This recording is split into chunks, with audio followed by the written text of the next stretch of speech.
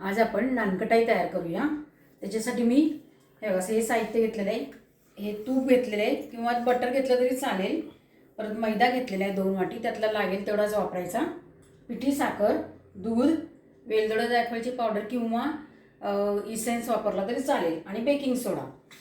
आता पहिल्यांदा सुरुवातीला मी आपले हे तूप जे आहे ते थोडंसं मेल्ट करून घेतलेलं आहे। मी पातळ घेतले करून थोडं आपण ह्याच्यामध्ये घेऊया। त्याच्यामध्ये अर्धी वाटी पिठी साखर घातलेली आहे।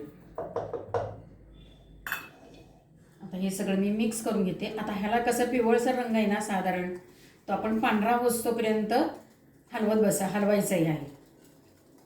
मला थोडासा रंग बदललेला आहे, पिवळसर होता तो पांढरट झालेला आहे थोडा। आता त्याच्यामध्ये आपण थोडंसं नाही, आधी पहिल्यांदा आपण मैदा घालून घेऊया। त्याच्यामध्ये 1 वाटी मैदा घातलेला आहे, तो पूर्ण ह्याच्यामध्ये देते मी। हे थोडंसं मिक्स व्हायला वेळ लागतो, पण तो होतो बरोबर घट्ट। त्यामध्ये 1 चमचा दूध घालायचं आहे आणि पुन्हा हलवून घ्यायचं आहे। आता बेकिंग पावडर घालायची आहे आणि इसेन्स किंवा वेलदोड्याची पावडर घालायची आहे। आता हे पातळ झालेलं आहे, हलवून बघितले आपण, पण हे पातळ झालेलं आहे। त्याच्यामध्ये थोडासा अर्धा मैदा म्हणजे 2-4 चमचे मोठे टेबलस्पून मैदा घालून घ्यायचा आहे। जर तुम्ही खायचा सोडा घातलात किंवा इनो घातलात त्याच्यामध्ये, तर त्याच्यावर थोडंसं दूध घालून ॲक्टिवेट होऊन द्यायचं। पद्धतीने थोडं घट्ट झालेलं आहे।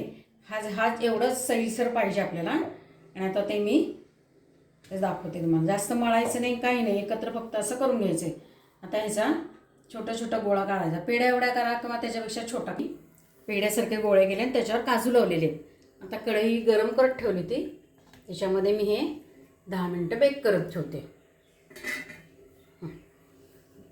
अशा पद्धतीने आपले नानकटाई झालेली आहेत, मस्तपैकी झाली आहेत। वरनं पण छान आहेत आणि खालनं जरासे थोडे काळे झालेले आहेत, पण छान झालेले आहेत, खुसखुशीत झालेत। अशी नानकटाई करायची साध्या सोप्या पद्धतीने घरातल्याच वस्तूंनी, आणि खायचं आणि मस्त राहायचं।